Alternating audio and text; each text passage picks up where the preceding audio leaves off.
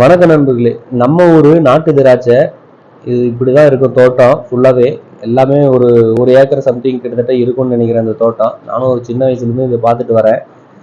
ஒரு 15லேருந்து 20 நாளில் இது வந்து அறுவடைக்கு வந்துடும்.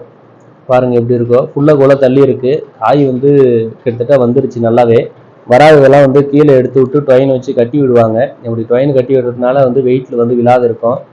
அரௌண்ட் வந்து பார்த்தீங்கன்னா ஒரு 1/2 கிலோலேருந்து 3/4 கிலோ வரைக்கும் ஒரு ஒரு குலை வந்து வரதுக்கான வாய்ப்புகள் இருக்குது. இதில் லாஸ்ட்டாக வந்து அறுவடைக்கு முன்ன ஒரு வாரத்துக்கு முன்ன பார்த்தீங்கன்னா இதுக்கும் வந்து மருந்தெல்லாம் அடிப்பாங்க நண்பர்களே.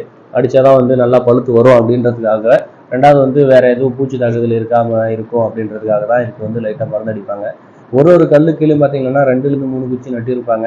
ஒருவேளை வந்து ஒன்று பூச்சி தாக்குதல் இல்லை வைரஸ் தாக்குதல் ஒரு செடி போயிடுச்சுனாலே அடுத்த செடி வந்து இருக்கும்.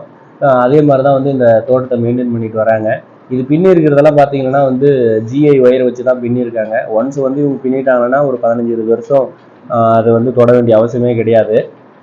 வருஷத்தில் வந்து 2 டைம் வந்து இது காப்பு வரும். ஒன்று வந்து மழை காலங்களில் வரும், இன்னொன்று வந்து வெயில் காலங்களில் வரும்.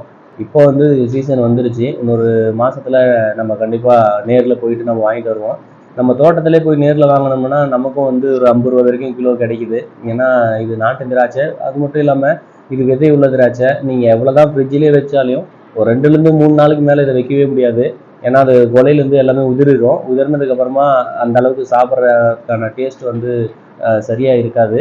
அது மட்டும் இல்லாமல் இது வந்து வியாபாரிங்க எப்படி வாங்கிட்டு போகிறாங்கன்னா டைரெக்டாக வந்து இந்த தள்ளு வண்டியில் எடுத்துகிட்டு போகிறவங்க, அப்புறமா சைக்கிளில் வந்து வாங்கிட்டு போவாங்க. சைக்கிளில் வியாபாரம் பண்ணுறவங்க, இந்த மாதிரி பைக்கில் வச்சு வியாபாரம் பண்ணுறவங்க தான் வந்து வாங்கிட்டு போவாங்க ஊர் ஊருக்கா. அவங்க வாங்கிட்டு போய் ஒரு கிலோ மேலே வந்து ஒரு 10லேருந்து 15 ரூபா வச்சு ஒரு 60லேருந்து 70 ரூபா வரைக்கும் விற்கிறதுக்கான வாய்ப்புகள் இருக்குது.